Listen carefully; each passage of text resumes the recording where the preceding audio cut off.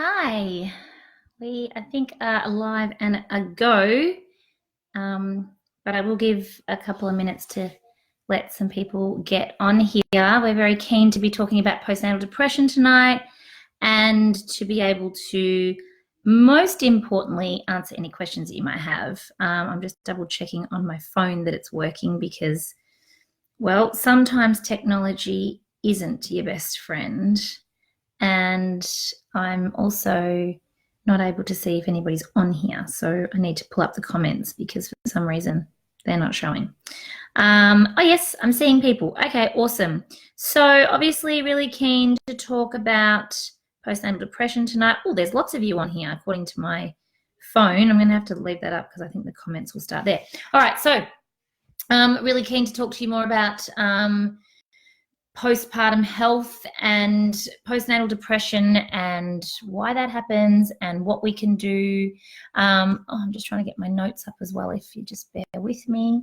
But what one of the things I really, really love about Chinese medicine is that it does a particularly good job of treating postnatal depression.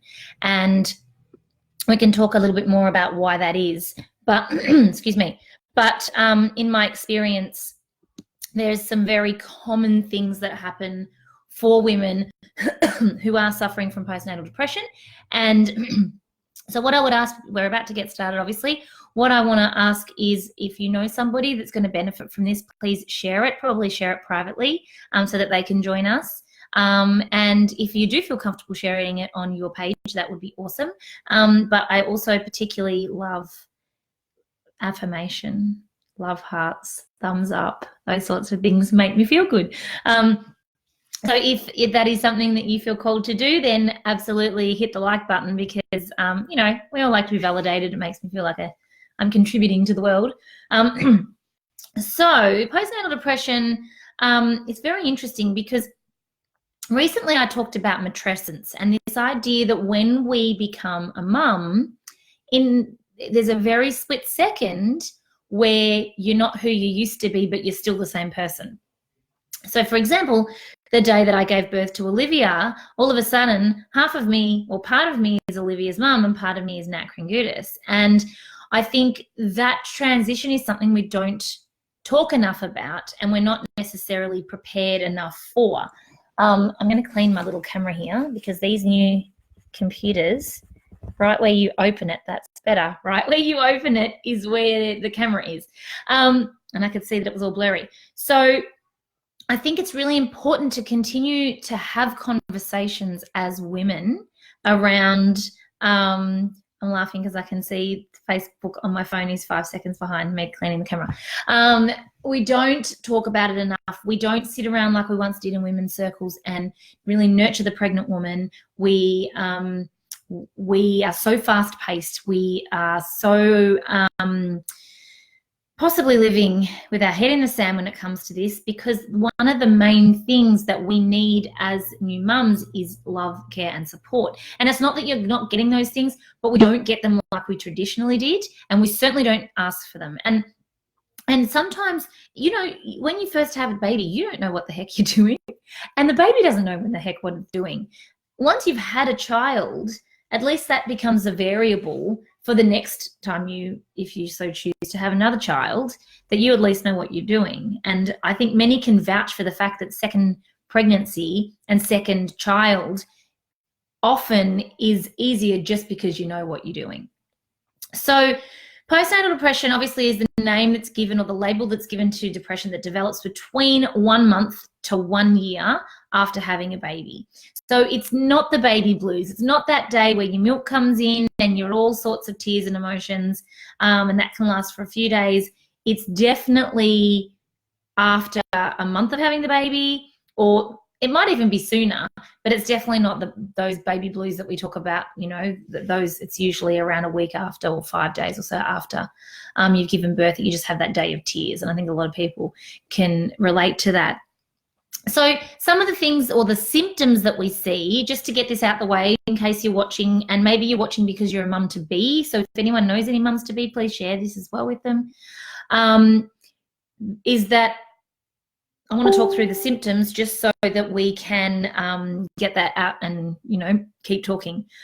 So low moods, feeling inadequate or a failure as a mum, having a sense of hopelessness or not really looking forward to the future, feeling exhausted.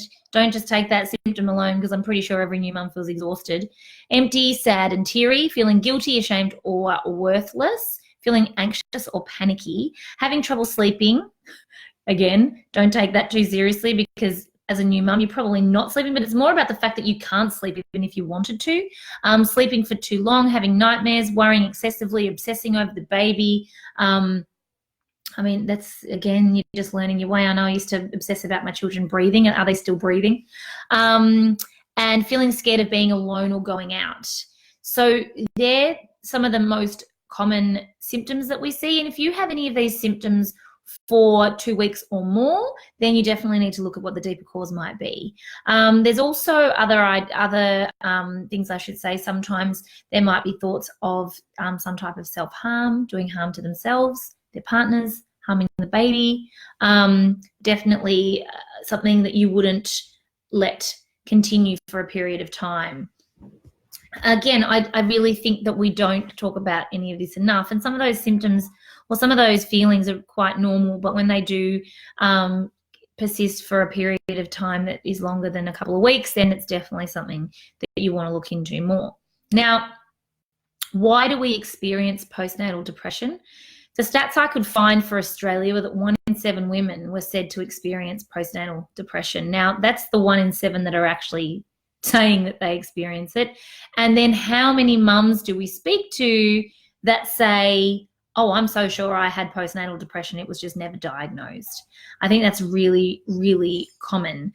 And so, really, I think not putting too much weight onto those statistics, but knowing that, 1 in 7's, that's pretty high stat. So it is very common, yet we don't share enough with each other, I don't think, to sort of know, or to do the whole "yeah, me too" thing until you've actually opened up. Physiological reasons why we experience postnatal depression. For women who've had a history of depression or anxiety, it's definitely a time where there is heightened stress, combined with lack of sleep and lack of time for self-care. So that's something that if you know that you have a history of, then that's something you definitely want to explore. One of the really most common things that I see is not, if there has been some type of birth trauma, it's not the birth trauma itself from a Western perspective. It's actually the lack of debrief, the lack of processing of what has happened during the labour and the birth, or even in the pregnancy. If something traumatic has happened, that can definitely contribute as well. So really having some kindness to yourself to have a look at that, if that is you, or if you know you've had a traumatic birth, then definitely we need to be able to engage with someone that can help us process that. And I think that's probably one of the biggest reasons that it happens, is because we don't. And I never forget when we had Olivia, and Chris was traumatized. I'm not saying he had postnatal man depression, but everyone that came to visit, he insisted on showing them the picture of Olivia crowning, which was not pretty at all. I realized that was him processing what had happened. I had an extremely long birth. I'd been in early labor when she was 30 weeks. It had been a really drawn out process, and I just don't think he probably had the capacity to ask for help in processing that. And that was his way of doing that. And it was freaking embarrassing, because he wanted to show everyone, including my dad, but that was his process. And so, and talking about it, he continued to talk about the birth the entire time. Now, we could probably learn from that and do that ourselves. We don't necessarily do that. So just even talking about it with other people in that time. Now, also, we very much at that time spent a lot of time on our own. we've been conditioned, I think, in the Western world as well, to really use that time to bond with your baby, have some time out, really, the typical, you're not going to sleep, and so you really just, spend some time together as a family. I don't know that I necessarily agree with that after doing it both ways. When Livia was born, my midwife had said to me, bless her, actually it wasn't even the midwife, it was the person at the birthing, like the classes that they run, had said to all of us, the person you definitely don't want at your birth is your mother. She's too emotionally involved. She's not going to want to see you in pain. And I'm not saying all midwives would say this, but this is what this particular midwife said. And it's a bad idea. And so I took that on board. Don't ask me why, because I'm a new expecting mum and I don't really know I don't know. And I remember calling my mother a day after having Olivia and saying, please get yourself here. She lives interstate.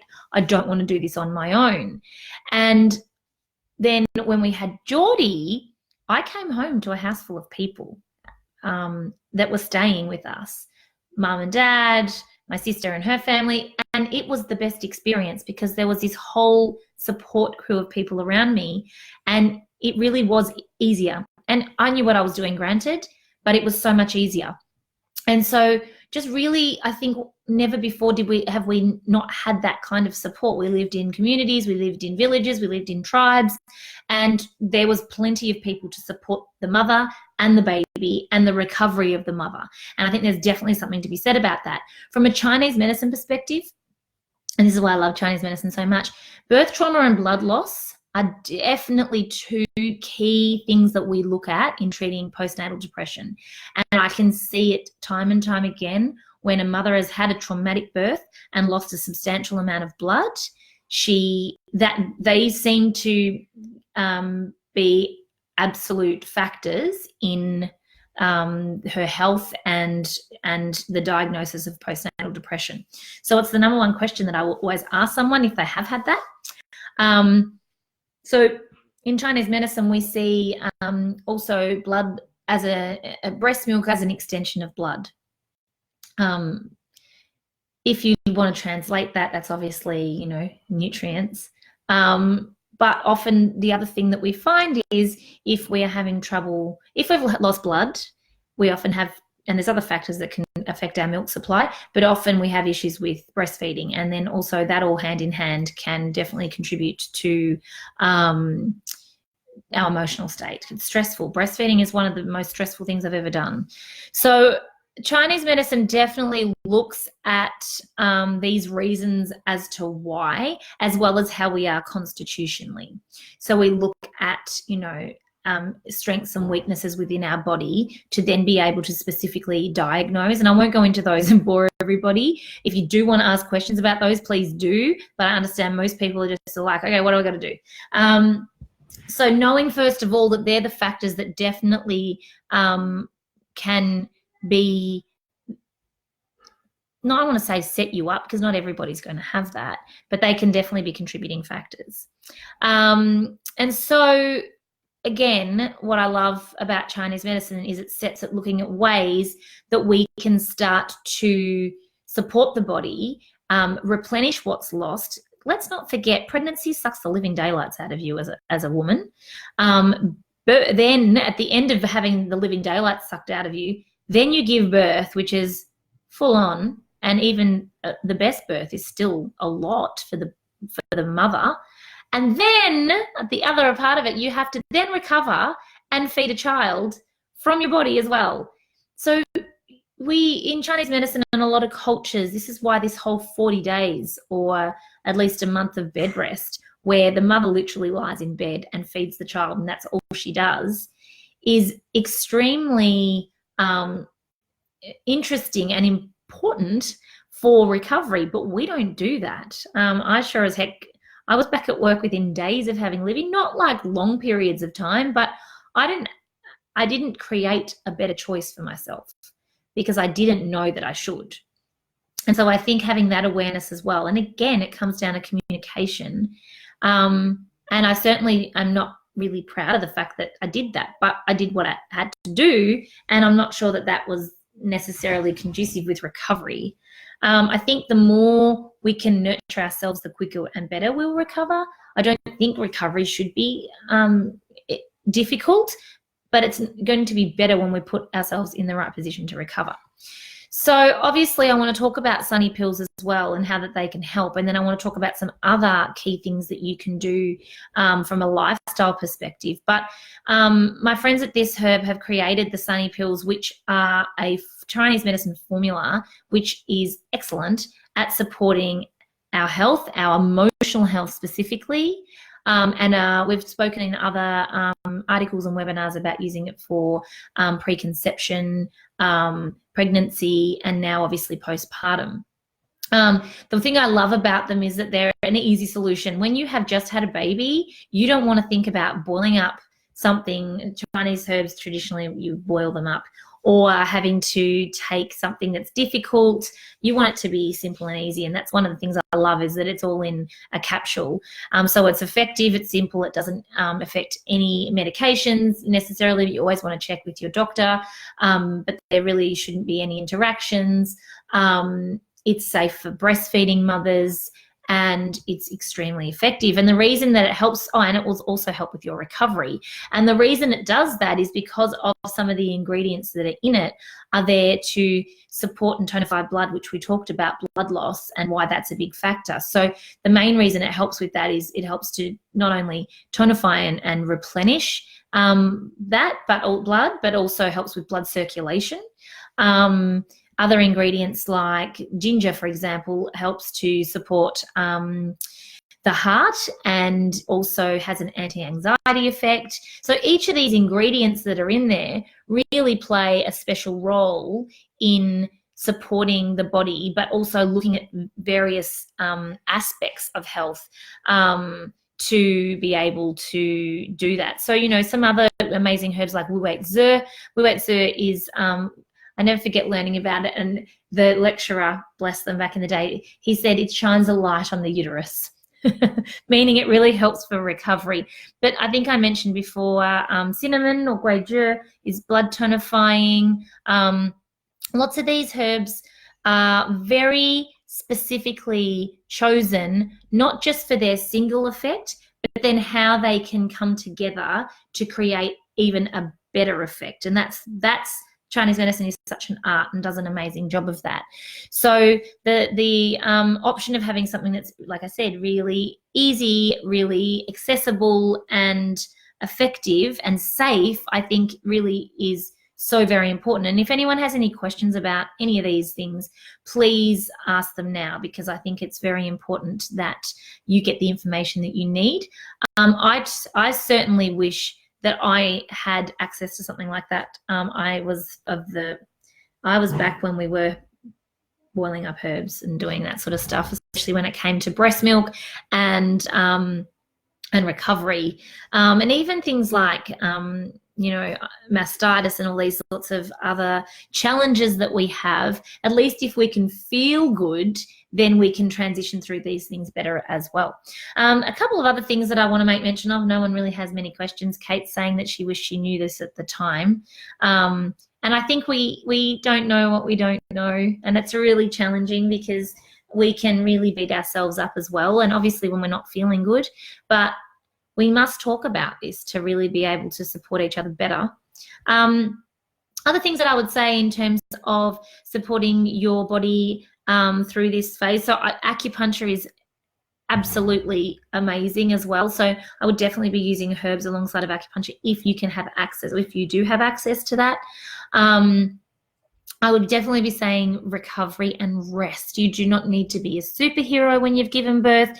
You do not need to go to the country road sales the day after. Like I thought that was like, I'm going to get out the house, I'm going to go up to the shops and to the sales, and felt like my insides were falling out of me whilst I was standing there. So rest is so important. Obviously, you know, you've heard the idea of sleep when your baby's sleeping. If you're tired, then absolutely do that. I know it can be tempting because we're like, I just want to get stuff done. But recovery really depends on rest and replenishment. So I would absolutely say that that's definitely goes without saying, really obvious, but why do we just not do a very good job of it? I don't know. Download, find your people that you can talk to about the process of birth, about how you're feeling. Definitely downloading about your birth is really important. And it could be anyone, but there's probably that one person that you actually really want to tell and really want to process that with. I would also say relying on women who have been there before you is so important. Men don't give birth, and they aren't emotional like we are. They are emotional in different ways. They support us in different ways. But having that as the sole person, I think, can be a big challenge because they don't know. They're never going to know what you're feeling and what you've been through. And that's just a fact. That's not saying that they can't be supportive or that they don't want to be. They're supportive in a different way. But when it comes to, as a woman, what you've just been through and how you're feeling, I think it's so important to be able to discuss that with other women. And even through birth, this is why a doula is such an amazing asset, or an incredible midwife, because that's how you have babies. That's how babies come out. And I really say, so long as the woman is supported and feels happy, then she's going to have a much better birth experience. But it's okay to talk through your birth, and I think you absolutely should.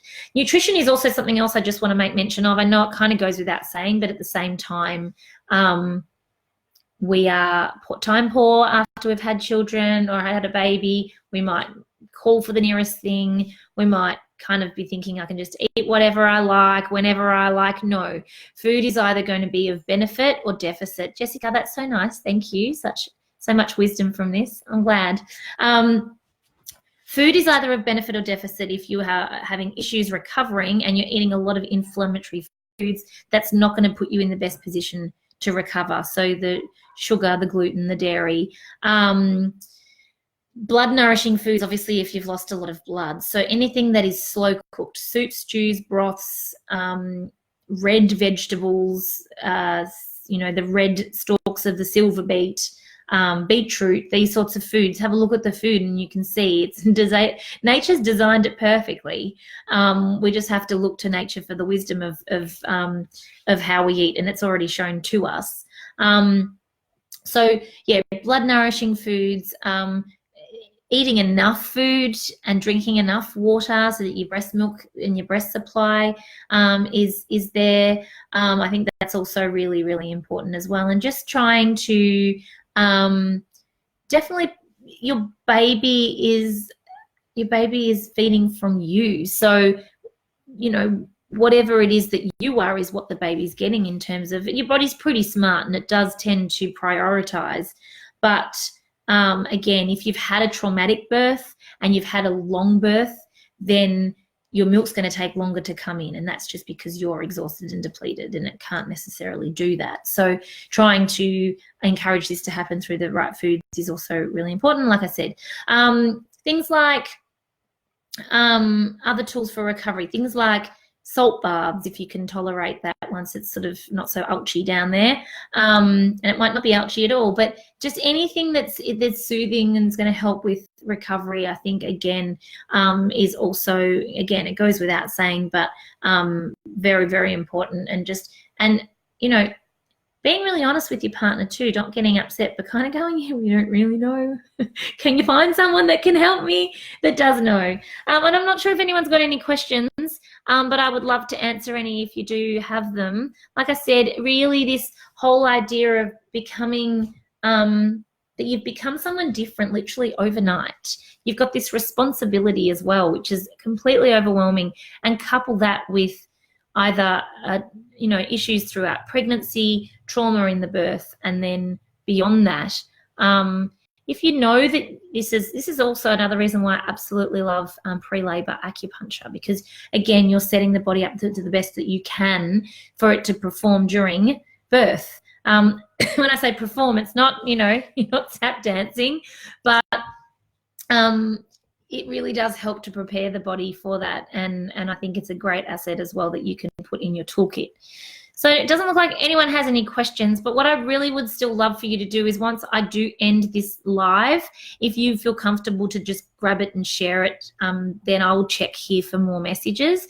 But you can absolutely share it via a private message. I think that would be the best way to do that.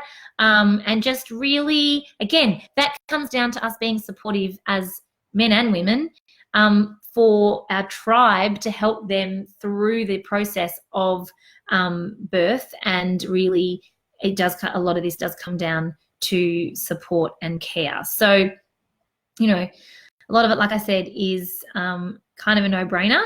But again, when we've had a baby, everything goes out the window. You're sleep deprived, you're exhausted, and you kind of don't really know which way to go. So please do share this. Please, if you're watching this as a replay and you've got questions, please don't hesitate to ask them here. I'll put in the actual title of this live is the link to this herb if you want to go and check out the Sunny Pills. They have got a special at the moment for Australia Day, which I must mention because it's awesome. And it's buy one, get one free. I will put that, actually, I'll tell you what the code is. The code for that, I think it's buy one, number one, get one free. Buy one, get one. I'll put it here in the comments here. So if you do go over to Sunny Herb, you can do that. It's buy one, get one. And that is an amazing sale, an amazing saving. And if whether you're wanting to use it for your emotional well-being, recovery, support, or you are trying to conceive, it is extremely safe and effective. And I'm really proud to be able to support these guys to get more information out there around Chinese medicine. You guys love learning about it. I love talking about it, and I'm certainly really keen to help you understand it better.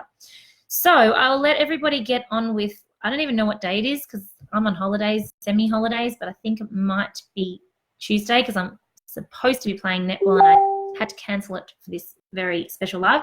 I don't know what those noises are. I hope it's not people asking questions, but I don't think it is. But I will check back in here, like I said. Thanks for joining in. Thank you so much for sharing this with people that you love and helping me to spread the message as well. Bye.